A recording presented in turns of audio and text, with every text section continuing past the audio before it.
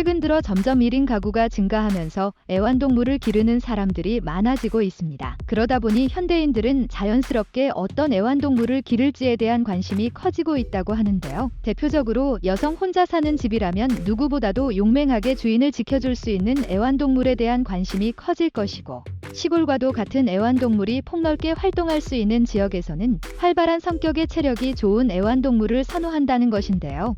실제로 이러한 애완동물들, 그 중에서도 애완견을 보고 각 나라별 문화적인 특징 또한 알아볼 수 있으며, 그중 의외로 한국에 대한 평가가 매우 흥미롭다고 합니다. 최근 해외 글로벌 커뮤니티에 한국의 애완견과 일본의 애완견을 함께 훈련해보고 한국계만이 가지고 있는 특징을 발견했다는 내용이 화제가 되고 있는데요. 어떤 내용인지 지금 바로 글의 내용을 살펴보도록 하겠습니다. 내가 애완견을 전문적으로 트레이닝하면서 정말 많은 사람들이 자신들의 애완견과 갖는 문제점들이 생각보다 많아 그들을 트레이닝하면서 느낀 점을 공유해보려고 한다.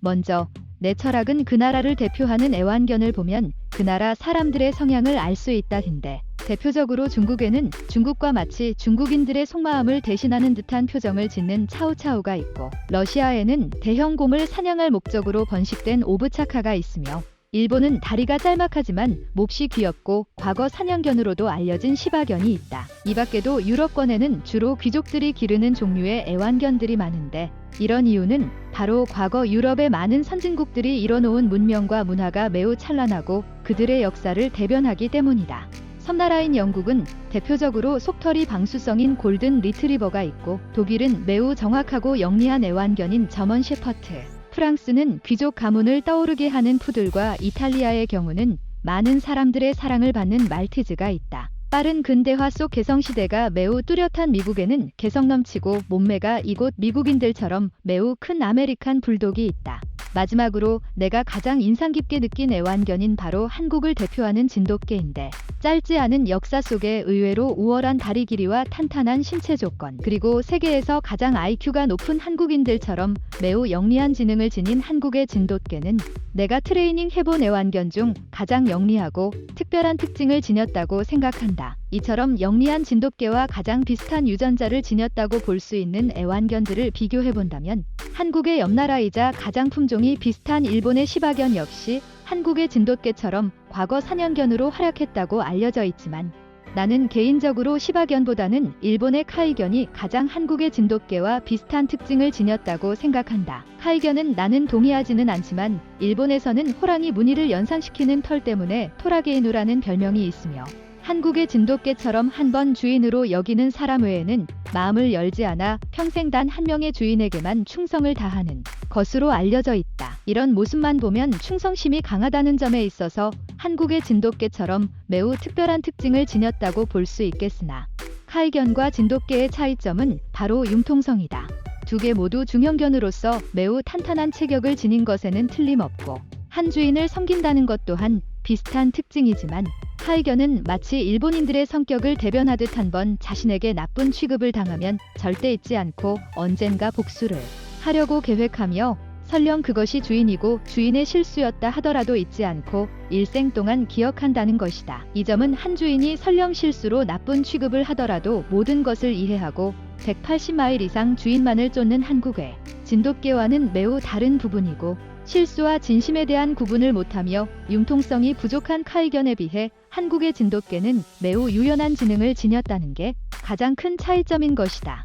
이 밖에도 한국의 진돗개의 영리함은 다른 명견들과는 차원이 다르다고 볼 수 있는데, 교육만 하면 사냥은 물론 부두로 그림을 그린다거나 화재 사고를 대비해 불구덩이에 뛰어드는 훈련도 겁먹지 않고 용감하게 수행하며, 무엇보다 지치지 않는 체력이 마치 한강의 기적을 일으키기 위해 새벽별을 보고 출근하고 저녁별을 보고 퇴근한 한국인들의 체력처럼 강인해서, 나는 개인적으로 내가 만나 트레이닝 시킨 애완견 중 한국의 진돗개의 특징이 가장 인상 깊었다고 생각한다. 물론 이곳 미국을 비롯해 유럽의 선진국들은 애완견에게 무엇을 바라는 건가? 그저 사랑해주면 되는 존재다라고 생각할 수 있겠지만, 엄청나게 좋은 머리와 지능으로 한 번의 실수나 나쁜 취급을 하는 주인 또는 사람에게 영리한 복수심을 꿈꾸는 일본의 카이견을 비롯해 의외로 애완견으로 인해 전 세계적으로 골머리를 앓는 사람들이 많고, 그렇게 잘난 시민의식을 갖고 있는 유럽의 선진 국가들도 요즘처럼 여름철 휴가만 되면 함께 떠나지 못하는 애완견들을 길바닥에 놓고 떠나는 일도 매우 많아